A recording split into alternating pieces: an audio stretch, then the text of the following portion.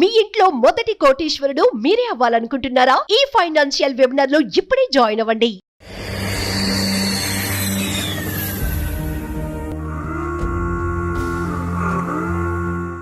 భారత పాక్ మధ్య పెరుగుతున్న ఉద్రిక్తతల నేపథ్యంలో భారత త్రివిధ దళాలు సైన్యం, వైమానిక దళం, నావికా దళం ఎల్ఓసితో పాటు వ్యూహాత్మక ప్రాంతాల్లో తమ సన్నద్ధతను మరింత బలోపేతం చేశాయి. రక్షణ వర్గాల సమాచారం ప్రకారం ఈ సున్నితమైన భద్రతా పరిస్థితుల్లో భారత సాయుధ బలగాలు అత్యంత అప్రమత్తంగా ఉంటూ ఆయుధాలకు, వ్యూహాలకు పదును పెడుతున్నాయి.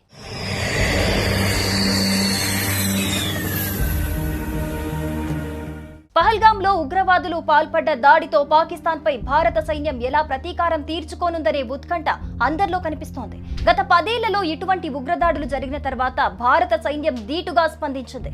ప్రణాళికాబద్ధంగా పాక్లోని ఉగ్రవాద శిబిరాలపై దాడులు చేసింది. ఈసారి కూడా భారత్ దాడి చేయాలనుకుంటే మన సైన్యం ముందు కొన్ని ఆప్షన్లున్నాయి. ఈ కింది ఆప్షన్లలో ఏదైనా ఒకదాన్ని భారత్ ఉపయోగించుకోవచ్చు. రాఫెల్ మిరాజ్ 2000తో దాడులు. ఫ్రాన్స్ నుంచి భారత్ కొనుగోలు చేసిన రాఫెల్ యుద్ధ విమానాలను వాడుతూ పాక్లోని ఉగ్రవాద శిబిరాలపై భారత్ దాడులు చేయొచ్చు.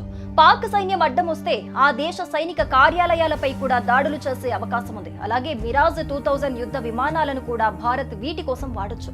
గతంలో బాలాకోట్ పై దాడి జరిపిన తర్వాత భారత్ కు కొన్ని సమస్యలు వచ్చాయి. అటువంటి సమస్యలు మళ్లీ రాకుండా భారత్ ప్రణాళికలు వేసుకునే అవకాశం ఉంది. రాఫెల్ మిరాజ్ 2000 యుద్ధ విమానాలకు శత్రు దేశాల రక్షణ వలయాన్ని సైతం ఛేదించే శక్తి ఉంటుంది. అయితే ఈ రీతిలో దాడులు చేస్తే భారత్ కు అంతర్జాతీయంగా కొంత ఒత్తిడి ఎదురయ్యే ఛాన్స్ ఉంది.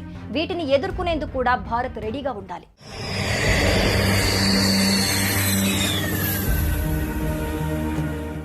భారత నియంత్రణ రేఖను దాటి దాడులు చేయటం. పహల్గాం ఉగ్ర దాడి తర్వాత భారత్ సింధు జలాల ఒప్పందాన్ని రద్దు చేసింది. దీంతో సిమ్లా ఒప్పందాన్ని పాక్ పక్కన పెడుతున్నట్లు చెప్పింది.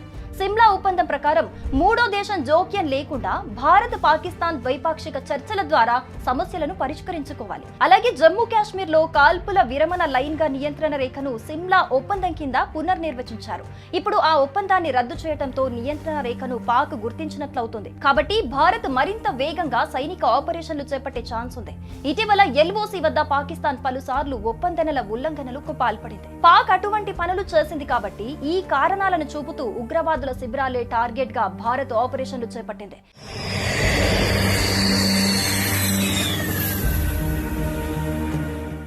అక్కడికి చొచ్చుకొని వెళ్లి దాడులు జరపాలంటే అక్కడ ఉండే భౌగోళిక పరిస్థితులను తట్టుకొని భారత దళాలు తీవ్రంగా శ్రమించాల్సి ఉంటుంది. అంతేగాక ఇప్పటికే ఆయా ప్రాంతాల్లో పాకిస్తాన్ దళాలు సిద్ధంగా ఉన్నాయి. పాకిస్తాన్ ప్రేరేపిత ఉగ్రవాదుల భరతం పట్టడానికి భారత్ సర్జికల్ స్ట్రైక్ చేసే అవకాశం ఉంది.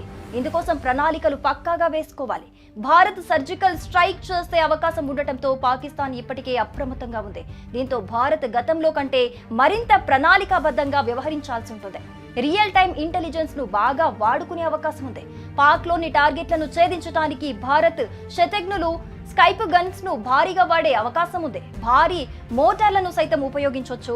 నియంత్రణ రేఖ వద్ద శత్రు స్థావరాలను ధ్వంసం చేయొచ్చు. అయితే పై 3 ఆప్షన్లను అమలు చేస్తే జరిగే ఇంతటి విధ్వంసాన్ని మాత్రం ఆ 4వ ఆప్షన్ సృష్టించలేదు. చీఫ్ ఆఫ్ డిఫెన్స్ స్టాఫ్ నాయకత్వంలో త్రివిధ దళాలు సమగ్ర వ్యూహంతో కలిసి పనిచేస్తున్నాయి.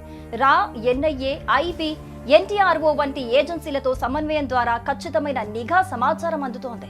డిఆర్డీఓ ఉపగ్రహ చిత్రాలు నిజా సమయ నిఘా సామర్థ్యాలను పెంచుతున్నాయి. నావికా దళం, రా, కోస్ట్ గార్డ్ సముద్ర నిఘా సమాచారాన్ని పంచుకుంటున్నాయి. భారత త్రివిధ దళాల సమన్వయ సన్నద్ధత భారత్ ఏ సవాలైనా ఎదుర్కొనేందుకు పూర్తిగా సిద్ధంగా ఉందని స్పష్టం చేస్తోంది. పాకిస్తాన్ నుంచి ఏదైనా రెచ్చగొట్టే చర్య జరిగితే భారత్ దానికి ధీటుగా, గతానికంటే భయంకరంగా ఎదురుదాడికి సిద్ధంగా ఉందని నిపుణులు అంచనా వేస్తున్నారు.